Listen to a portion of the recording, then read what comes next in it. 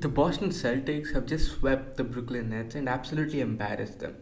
They're the first team in the league to move on to round 2, and it is funny to think that this was the same team, which is the 11th seed not very long ago. One of the biggest reasons for the massive turnaround this team has made is the incredible play of Jayson Tatum. Jayson Tatum in this series was the best defensive and offensive player on the floor. In a series consisting Kevin Durant, Kyrie Irving, the Defensive Player of the Year, and Robert Williams, Jayson Tatum made his mark known as one of the very best players in the league, being the best player on both ends of the floor. He's beyond the point where he is one of the best young stars in the league. Tatum is now at the point where he's one of the very best stars in the league, period. And he's making his presence known as the next great two-way wing in the league. So let's talk about it. They be like, what? Can you teach me how to dirty? You know why? Cause all the bitches love it. All I need is a beat that's super bumpin'. And for you to back it up and dump it. Leave a like on this video and subscribe if you haven't already. I drop regular NBA content, and with the NBA playoffs going on, this should interest you. So do subscribe to the channel and make sure you stay till the end so you don't miss on anything. Tatum has always been known as a dominant scorer. Tatum started off the season in a shooting slump and shot terribly from all three levels on the floor. And since then, he's looked much more like his regular self and is showing off his dominant three-level scoring. Tatum is one of the best shot makers and takers in the league. Since his initial shooting slump, he's shooting 37% from 3 and 37% from mid-range. And when you consider the difficulty of the shots he takes, these numbers look that much more impressive. He's pretty good at creating separation for himself. He has a pretty quick first dribble and a very quick first step paired with a very impressive handle, which allows him to get into the spots and positions he wants to get to pretty comfortably. Tatum is listed at 6'8", but I honestly think he's at least an inch or two taller than that, and he has definitely grown since he came into the league. When you consider how quick his first dribble is at his size, it looks much more impressive. Players who are this tall and have the ability to handle the ball are walking mismatches. They're usually too big for smaller guards and too quick for bigger players. Tatum is one of these players. Especially with all the muscle he has added on this season, it allows him to get to the rim much better too. This added muscle might also explain his shooting slump, as players usually take some time to get used to the muscle and their shooting is usually worse. Tatum's ability to move as well as he does and have such a great handle at his size makes him an incredibly tough cover.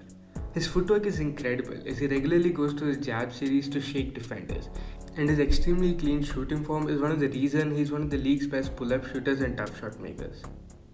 The muscle he has added also allows him to get to the rim much better. Tatum was a pretty mediocre finisher in the start of his career in my opinion, but at this point of his career I genuinely believe he's one of the best non-big finishers in the entire league.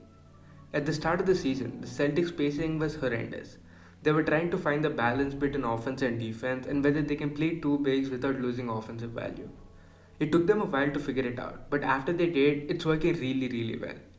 Al Horford stretches the floor to a certain extent, and Robert Williams provides spacing value even though he isn't a shooting threat. Robert Williams' passing ability and his ability in space forces people to respect him, and he provides some spacing value. Tatum's field goal percentage on drives jumped from 48% to 53% on the same volume after they found this balance. His touch around the rim is incredible as he finishes layups very well. He's able to absorb contact very well at this point due to his added strength, something which is also a weakness for him at the start of his career. His pull-up shooting and tough shot making being as good as they are force defenders to guard him very tightly. And though his efficiency hasn't been the best this year at all times, I think the Tatum we've seen in recent months is what you're going to see moving forward. And the fact that he's guarded this tightly allows him to shake defenders much easier and get to the rim. The three-level scoring, paired with his ridiculous tough shot making, rounded one of the better scorers in the entire league. When you're this good of a scorer, you command a lot of defensive attention. And when you command this much defensive attention, you generate open looks for your teammates constantly. And this is something Tatum has been doing at a very high level this year, and it's one of the biggest leaps he's taken as a player. He's double teamed 14.2 times a game, which is one of the highest marks in the entire league. But what makes this even more impressive is the fact that the Celtics average 1.19 points per possession when Tatum is double teamed. And the reason the Celtics are able to generate efficient offense even when Tatum is double teamed is his highly improved playmaking and passing ability. Tatum, in my opinion, is the only clear positive offensive creator for the Celtics. His improved rim pressure and driving forced defenses to collapse onto him, generating open three-point looks constantly. He's double teamed on the perimeter a lot, and the nearest player is also guarded pretty tightly, closing the nearest window. Because of that, he's had to develop a skip pass. And now, Tatum is legitimately one of the best skip passes in the entire league. He makes ridiculous cross-court passes at very high speeds and very impressive accuracy constantly. His improved kickouts, his improved advanced reads, cross-court passes combined with his ridiculous scoring gravity legitimately make him one of the best playmakers in the entire league at this point in my opinion. The Celtics also have many good connective passes. Guys like Derek White, Marcus Smart, Al Horford and Robert Williams are all very good passers who capitalize on the advantage Tatum creates on a possession-by-possession basis. Tatum himself has improved in making these extra passes too for better looks. Always trying to look for a better look instead of taking tough shots like he might have taken a couple of years ago. Tatum has also improved as a pick and roll ball handler. His improved finishing ability and his mid-range threat combined with his passing ability make him a pretty tricky cover on the pick and roll. Having a lob threat like Robert Williams also helps as they're averaging 1.12 points every time they run a pick and roll together.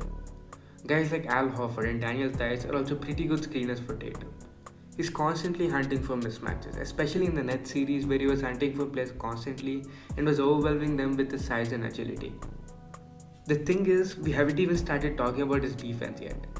Tatum is one of the only players in the league who's pretty high on both offensive and defensive lists in my opinion, making him one of the most dominant two-way players in the entire league.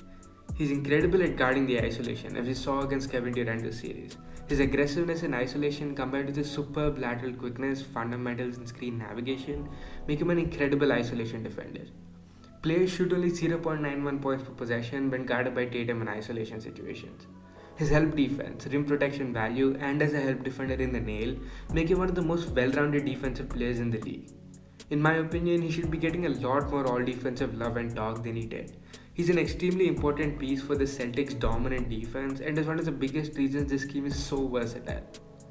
In my opinion, Tatum has pretty comfortably made his mark known as one of the 10 best players in the entire league, and he's still only 24 years old even though it feels like he's been in the league forever. The Celtics have a legit chance of winning it all, and one of the biggest reasons why is the development of Jayson Tatum into a bona fide superstar. With that, we've come to the end of the video. Be sure to leave a like and subscribe if you haven't already.